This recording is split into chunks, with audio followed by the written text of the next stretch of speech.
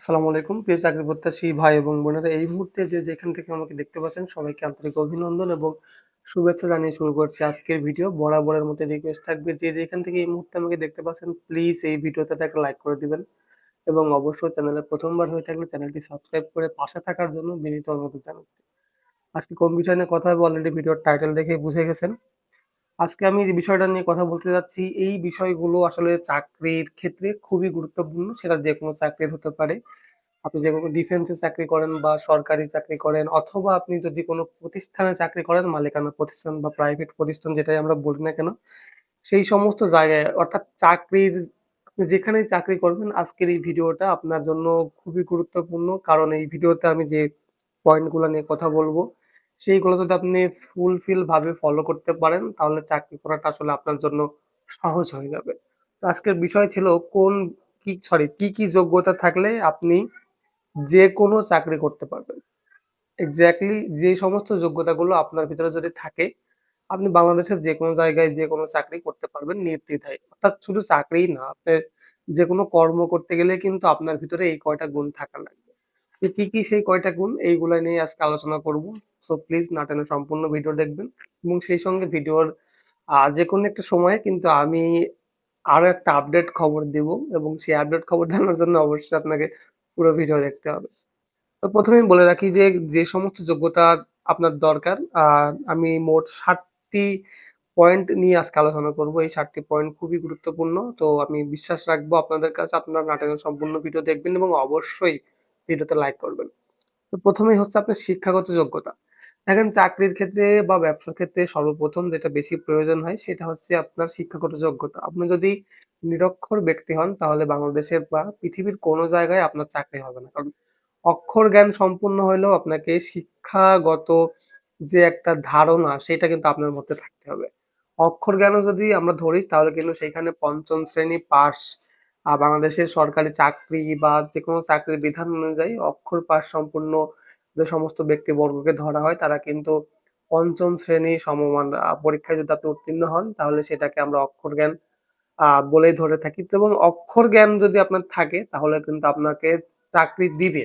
অবশ্যই সরকারি চাকরি হবে এবং সেটা কিন্তু বাংলাদেশ সেনাবাহিনীতেই যে অনেক চাকরিগুলো আছে, সেখানে অক্ষর জ্ঞান সম্পূর্ণ যদি আপনার শিক্ষাগত যোগ্যতা হয়ে থাকে, তাহলে আপনি চাকরি পাবেন। তো শিক্ষাগত যোগ্যতা না থাকলে আপনি কোথাও চাকরি পাবেন না, এবং শিক্ষাগত যোগ্যতা যদি আপনার থাকে, ইভেন যদি আপনি অক্ষর জ্ঞান সম্পন্ন শিক্ষাগত যোগ্যতা আপনার মধ্যে রাখতে পারেন, তাহলে আপনার চাকরির জন্য যেকোনো জায়গায় ফিট হতে পারবেন। এরপর হচ্ছে শারীরিক যোগ্যতা। শারীরিক যোগ্যতা এমন একটা বিষয়, সেই শারীরিকভাবে যদি আপনি অক্ষম হয়ে থাকেন, তাহলে আপনি বাংলাদেশের কোথাও চাকরি পাবেন না। এবং এই চাকরির জন্য অবশ্যই আপনাকে শারীরিকভাবে সুস্থ থাকতে হবে, সুঠাম দেহের অধিকারী হতে হবে এবং এক কথায় শারীরিক যত যোগ্যতা থাকার দরকার।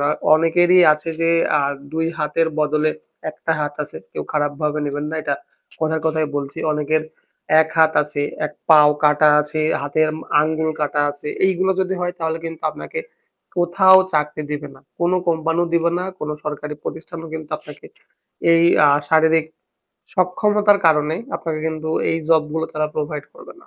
সেজন্যই বলছি, অবশ্যই আপনাকে শারীরিকভাবে সুস্থ থাকতে হবে বা শারীরিক যে সমস্ত যোগ্যতার কথা আমরা বিশেষ করে জানি, সেইগুলা কিন্তু অবশ্যই আপনাকে ফুলফিল করতে হবে। তা না হলে কিন্তু আপনি চাকরি করতে পারবেন না।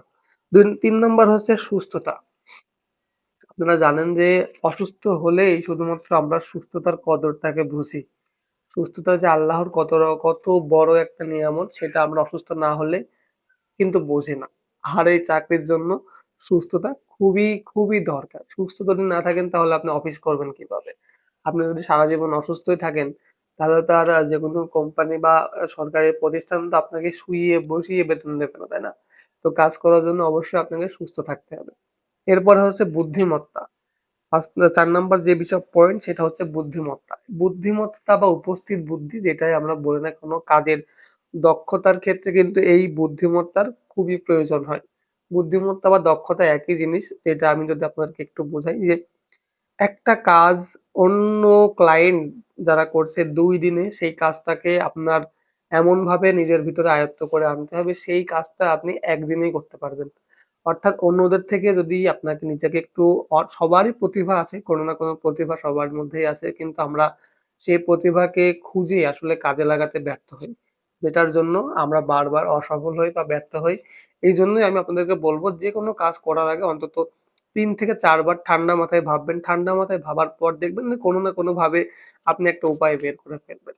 এবং কাজের জন্য অর্থাৎ চাকরির জন্য সবথেকে বেশি চিন্তা করা উচিত যে এই কাজটা আমি কিভাবে আরো ডেফিনিটলি আগে করতে পারবো, তাদের থেকে ভালো করতে পারবো। এই ধরনের উপস্থিত বুদ্ধি বা পরিস্থিতিকে সামাল দেওয়ার জন্য আপনি তৎক্ষণাৎ যদি কোনো উপস্থিত বুদ্ধি বের করতে পারেন, এটা হচ্ছে আপনার বড় বুদ্ধিমত্তার লক্ষণ। এবং আপনি যদি বুদ্ধিমত্তার পরিচয় একবার দিতে পারেন, তাহলে আপনি যেই প্রতিষ্ঠানেই চাকরি করেন না কেন, সবার চোখের মণি হয়ে থাকবেন। এবং এই জন্য এই চাকরির জন্য এই ৪র্থ নম্বর যে পয়েন্টটা বললাম বুদ্ধিমত্তা, এটা খুবই গুরুত্বপূর্ণ। তো বলেছিলাম যে ভিডিওর যেকোনো পর্যায়ে একটা কথা বলবো, তে এখন অলরেডি সেই সময় এসে গেছে। আগামীকাল রবিবার অর্থাৎ ৪ই জানুয়ারি থেকে কিন্তু অনেকেই বাংলাদেশের বিভিন্ন ক্যান্টনমেন্টে যাদের চাকরি হয়েছিলেন তারা কিন্তু অনেকেই জয়েন করবেন। এবং সেই সঙ্গে আগামী ২০২৬ সালের কার্যক্রম ফেব্রুয়ারি মাস থেকে মানে অফিসিয়াল কার্যক্রম যে নিয়োগ বিজ্ঞপ্তি প্রকাশিত হবে সেটার অফিসিয়াল কার্যক্রম কিন্তু অবশ্যই আগামী ২৬ সালের ফেব্রুয়ারির মাস থেকেই শুরু হয়ে যাবে।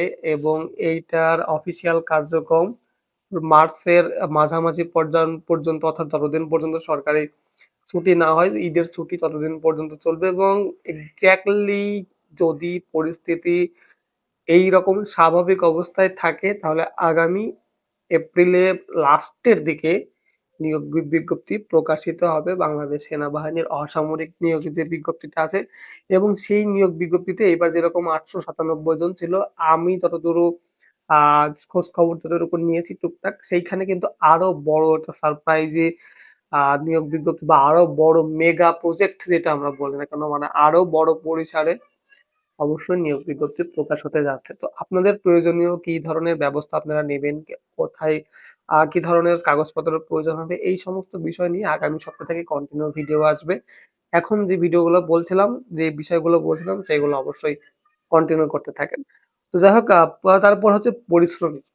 আপনি কোনোভাবেই চাকরিতে পরিশ্রম না করে অলসতার যদি পরিচয় দেন তাহলে দেখবেন যে যদি সরকারি চাকরি হয় হয়তোবা আপনার চাকরি যাবে না, কিন্তু অফিসের অন্যান্য মানুষের কাছে আপনি অলস বলে পরিচিত হবেন। এবং যদি প্রাইভেট কোম্পানিতে চাকরি করেন তাহলে যদি আপনি অলসতা দেখান তাহলে কোম্পানি আপনার জন্য কোনো বিন্দু পরিমাণ ছাড় দেবে না।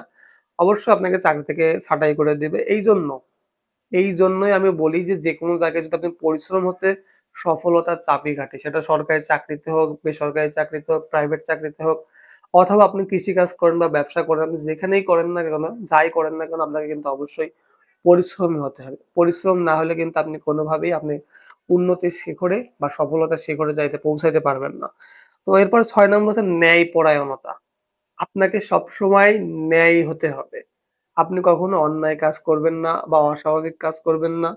এমন কোনো কাজ করবেন না যেইটার থেকে আপনার নিজের ইমেজের ক্ষতি তো হচ্ছেই, সেই সঙ্গে আপনি যে প্রতিষ্ঠানে চাকরি করেন সেই প্রতিষ্ঠানের ইমেজ ক্ষুণ্ণ হচ্ছে। এরকম যদি কোনো সিচুয়েশন এসে থাকে সেই ক্ষেত্রে আপনার যতই লাভবান আপনি হন না কেন, আপনি চেষ্টা করবেন নিজের ইমানদারিত্ব বা ইমান ঠিক রেখে কোম্পানির বা প্রতিষ্ঠানের সুনাম রক্ষার্থে সেই জিনিসটাকে বর্জন করা।